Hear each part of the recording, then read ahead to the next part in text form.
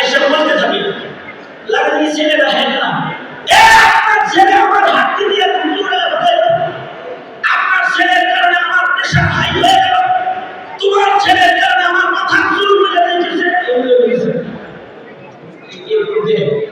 কখনো কখনো লাগে তো হায়াত পজিশন যাওয়ার সাথে সাথে নাম ছিল এই দিদিরা আজকে বিচার করবে, তাছাড়া আমি বাবার বাড়ি গেছি কিন্তু যাই বলা বলে কথা শুনে না বাবার বাড়ি আমি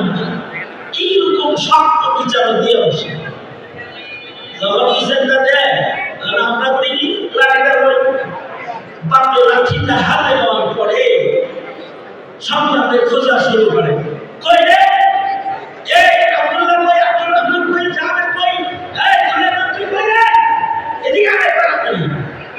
যখন লাঠিটা